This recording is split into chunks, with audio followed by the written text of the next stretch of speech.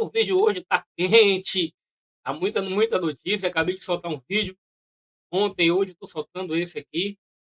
É muita notícia com certeza quando você estiver vendo esse vídeo já tem mais notícia pra gente atualizar.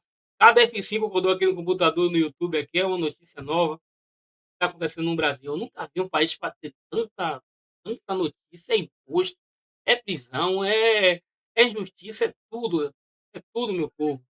Então vamos acompanhar aí Deltan falando aí, depois vamos acompanhar aí o relator do INSS falando de novinha. Vamos pro vídeo. Alexandre de Moraes vai ser preso?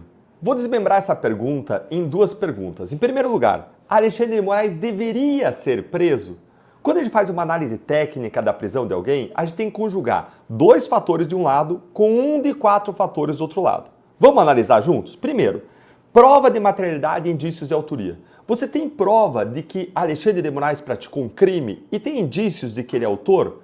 Olha, quando a gente observa esse contrato de 129 milhões de reais, vamos esquecer que se trata de Alexandre de Moraes, tá? Vamos dizer que fosse um funcionário do Banco Central, um banco, uma instituição em que Vorcaro tem interesses em decisões ou que influencia decisões, da mesma forma como ele tem interesse num Alexandre de Moraes influenciar decisões. Vamos supor que fosse então o funcionário do Banco Central e a esposa do funcionário tivesse um contrato aí de 129 milhões de reais com o Banco Master. Ninguém teria dúvida de que você tem prova de um crime de corrupção. Como é que você raciocina em matérias probatórias? Você raciocina de uma de duas formas. Ou por probabilidade, ou por, segundo o que muita gente considera ser a melhor forma de raciocinar, analisando qual é a melhor explicação para a evidência que você vê. Qual é a melhor explicação para o fato de que o Master tinha um contrato de 129 milhões de reais com a dona Viviane Barsi? Bom, a primeira explicação que você poderia avaliar é de que ela é uma exímia mestre doutora, super especialista em direito na área de compliance, né, em que dizem que foi contratada, embora de compliance não tinha nada, era compliance zero. Só que aí você vai olhar o currículo da dona Viviane Barsi. E o currículo da dona Viviane Barsi é o currículo de alguém que se formou numa faculdade de direito, que não é uma faculdade de primeira linha, não é uma universidade federal. E, em segundo lugar, você vai olhar que ela tem uma especialização em marketing. Marketing, gente. Não é um mestrado, um doutorado, não é em Harvard e Yale, não é em Cornell, não é numa Ivy League, não é na França, não é em Sorbonne, não é na Itália, não é em Milão, não é em Pisa. Não, não. Ela tem uma especialização em marketing.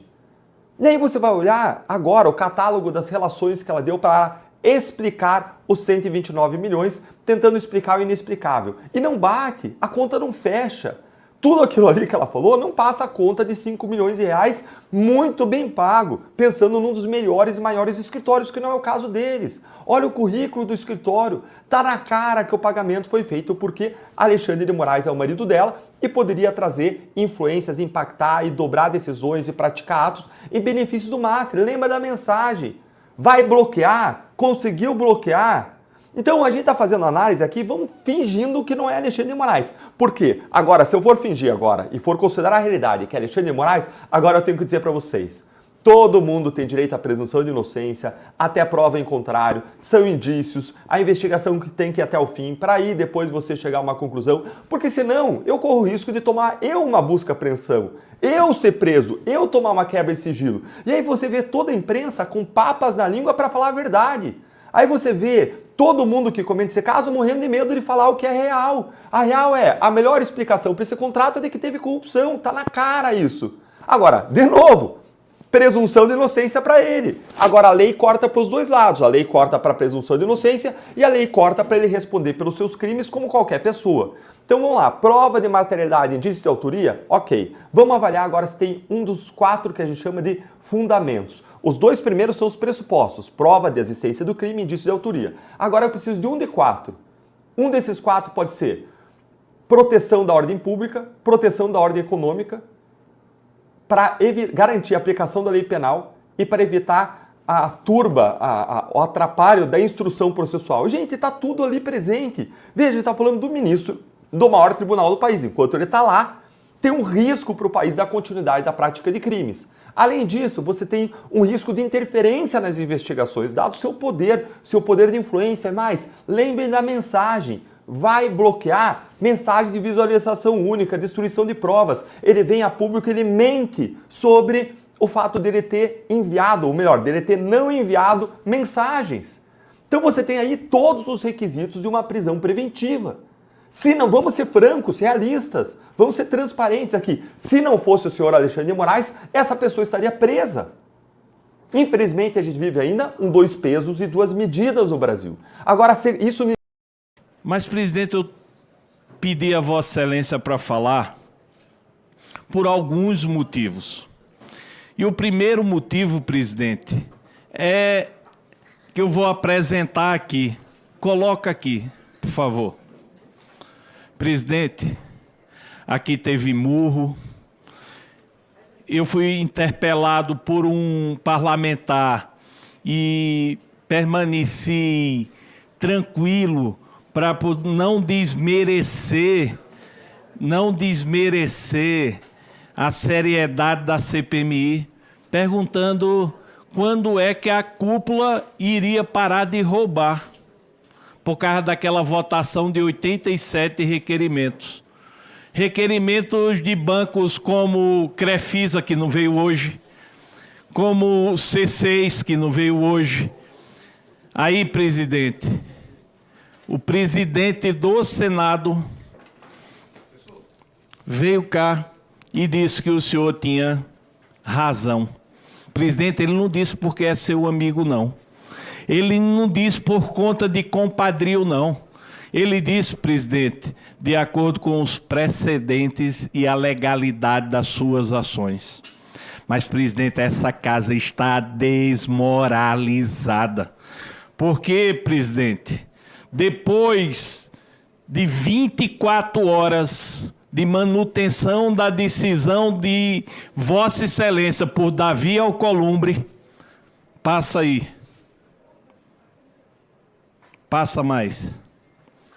Vem o Dino, ministro do Lula, nomeado pelo Lula ministro da Segurança Pública, nomeado por Lula ministro do STF, e para salvar Lulinha, em 25 horas, dá uma decisão que salva Roberta Luxig.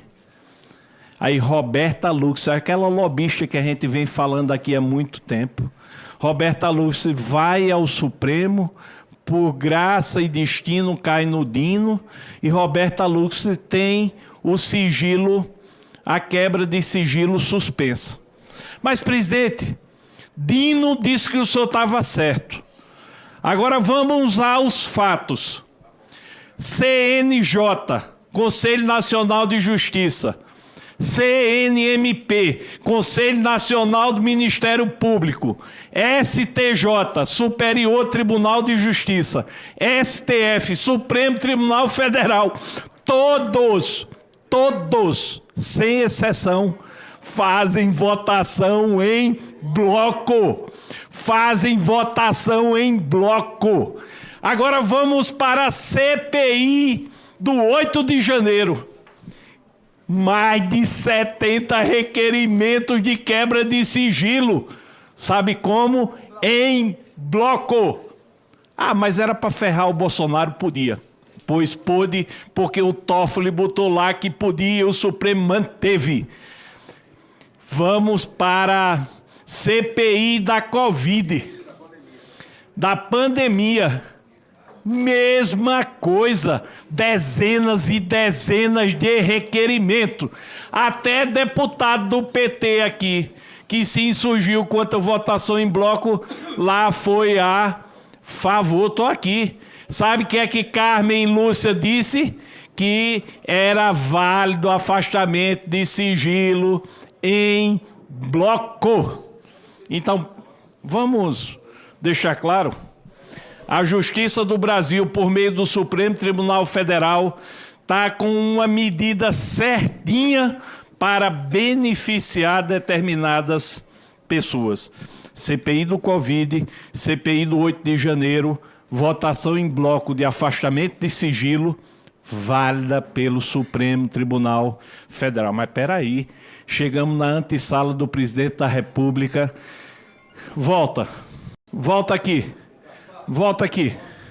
Olha. Desesperada, amiga de Lulinha manda recado ameaçador a emissários de Lula. Quem está dizendo isso é Alfredo? Não. Quem está dizendo isso é um dos principais veículos de comunicação do país. Olha só, e eu só sei que a principal revista do país não desmentiu. E qual foi o resultado? Passa um aí, passa uma, passa outra. O resultado é essa aqui. Teve suspensa a quebra de sigilo 25 horas depois. Passa aqui. Dino contrariou o entendimento do Supremo ao blindar Lulinha em CPMI. Por que a CPMI da Covid e a CPMI do 8 de janeiro foram referendados os afastamentos de sigilo em bloco? E o STF referendou. Porque, para a medida de Roberta Lux e Lulinha e companhia, porque isso é desmanchado. Eu fico me perguntando que Brasil é esse? Que momento é esse que nós estamos vivenciando? Então, o Supremo está dizendo em várias oportunidades que disse que a votação em bloco era legítima. Teve um jornalista aqui que fez uma continha de padaria rápida. Olha o que o Dino quer que aconteça.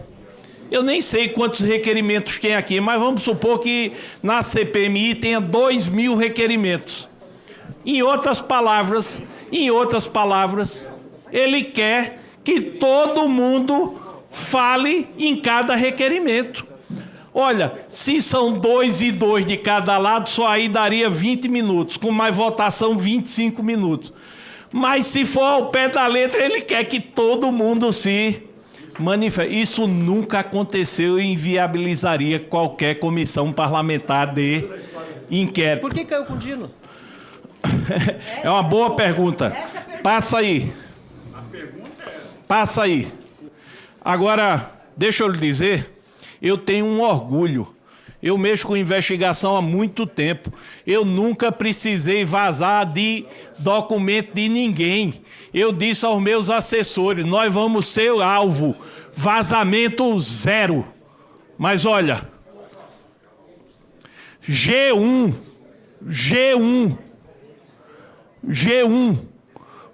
dos mais importantes portais do Brasil. Seja lá por que método, ele obteve a quebra de sigilo de Lulinha. Lulinha, em 4 anos, eu era do Ministério Público, servidor top de carreira. Movimentava. Eu vou parar por aqui, tá, meus amados? Porque o vídeo não ficar muito grande. Mas você percebe, né, que a G1 da Globo, né, já tá começando a aparecer devagarzinho. Ainda falta muito. O Jornal Nacional precisa falar sobre Lulinha. Se fosse Flávio Bolsonaro, meu Deus. Aliás, você percebe o empenho que Sadi tem para querer envolver a família Bolsonaro e tenta colocar Michele. É ridículo ver Sadi falando. Por ser crítico e ter que assistir os dois lados, até para entender, eu ainda assisto, acompanho aqui, mais pelos perfis aí dos nossos irmãos de direita, porque eu não tenho muito saco para assistir os conteúdos da Globo News, não. Mas é nojento. Mas de fato que eles estão começando a se soltar devagarzinho. Isso aconteceu bem depois que Lula e o ministro apareceram no programa de Silvio Santos. Eu acho bastante curioso isso. Será que o governo está querendo largar a Globo aos poucos? Os artistas não estão falando tanto quanto falava há muitos anos. Será que o Pix não está caindo? Fala ali ainda Wagner Moura, fala ainda Roberto Gil, Caetano, né? O povo que se beneficia pela Lei Rouanet. São o que mais falam ainda, mas os outros estão caladinhos. Aliás, cadê o Salve Amazônia? Cadê? Até Leonardo DiCaprio estava envolvido no Salve Amazônia. A Amazônia agora passou 10 vezes mais do que na época de Bolsonaro e ninguém fala. Como diz Nicolas, cadê os patetas estavam falando "Salve a Amazônia". Então, eu tenho bastante esperança, tá, irmãos, não, embora eu esteja desanimado em relação ao Brasil, eu tenho bastante esperança em Deus, porque a Bíblia fala, né, o livro de Coríntios fala: "Graça, porém, a Deus, por meio de Cristo Jesus, nos conduz em triunfo e manifesta a fragrância do seu perfume, para um cheiro de vida, para outro cheiro de morte para morte. Mas quem, porém, é suficientemente para essas coisas, né?" E no próximo capítulo do livro, ele fala, né, que a nossa suficiência vem de Cristo Jesus. Então é Cristo que está no centro, é Cristo que não perdeu a direção e o que ele decidir vai ser melhor para nós. E eu tenho certeza que o cerco está se fechando, a verdade está acontecendo, conhecerei a verdade e a verdade vos libertará. É por isso que tem muita gente de esquerda aí que não consegue enxergar, porque gosta de mentira, né. Um dia que eles conhecer a verdade, aliás, uma curiosidade, eu já fui de esquerda, eu já votei 2 anos em Lula, mas aí não tinha nada na cabeça, não tinha uma mente formada, eu era um adolescente, jovem. Aí não votei em Dilma, tá, mesmo sendo adolescente jovem, sem muito conteúdo, mas também não fui tão ignorante a esse ponto. E de lá para cá eu não votei mais, graças a Deus fui convertido, eu eu sou cristão, e então amadureci de vez mais ainda. Sempre fui preservei a família, sempre preservei a amizade, sempre gostei dessas coisas. E embora eu esteja errado, a verdade tem que prevalecer. Não posso anexar os meus erros para tentar distorcer a verdade, não. Se eu estiver errado, eu sou errado, mas o que é certo e tem que prevalecer. Deixa aí no comentário o que é que você está achando aí. Será que vai dar prisão aí para o ministro, para o filho de Lula? Eu acho que não vai dar, mas só de afastar do da política, da gente, dessa roubalheira aí, que o filho de Lula tá fazendo aí, estava fazendo, já vai ajudar bastante aí. Curta, se inscreva no canal, um forte abraço.